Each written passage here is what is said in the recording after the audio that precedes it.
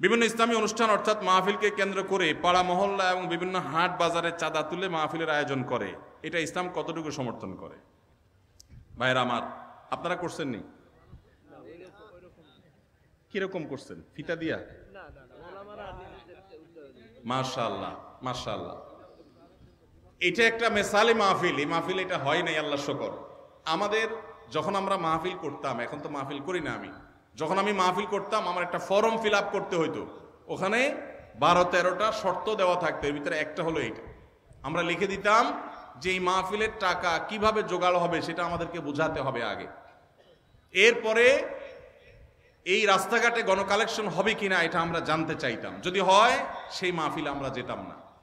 দেখুন, একটা সময় আমরা যখন মাদ্রাসায় পড়েছি, মাদ্রাসা চালাবার জন্য ওস্তাজদের সাথে আমরাও কালেকশনে বের হয়েছি। বাংলাদেশে এখন আল্লাহর ফজলে একটা ওয়াজ মাহফিল করার জন্য যেই টাকার দরকার হয়, সম্মানজনকভাবে সেই টাকা কালেকশন করা সম্ভব, প্রত্যেকটা এলাকায় সম্ভব। কিছু মানুষের খাসলত আছে যে রাস্তাঘাটে নামাজ ছাড়া তাদের কোনো কাজ হয় না।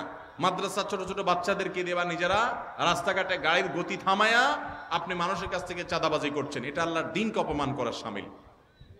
আপনাকে বলে কে লাখ টাকার বক্তা হায়ার করার জন্য, যে বক্তাকে লাখ টাকা না দিলে আসবে না, সেই বক্তার টাকা জোগাড় করার জন্য রাস্তা আল্লাহর দ্বীনকে বেইজ্জত করছেন। এটা দ্বীনের খেদমত নয়, এটা দ্বীনের ক্ষতি করা। আল্লাহ আমাদেরকে বোধোদয় যেন হয় সেই তৌফিক দান করুন। ভাইরা আমার, যতটুকু লোড নিতে পারবেন ততটুকু করবেন।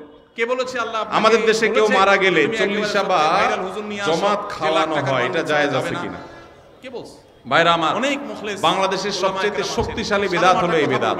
হেদায়েতের মালিক কে? এর চেয়ে বড় শক্তিশালী বিদআত এই দেশে আর নাই।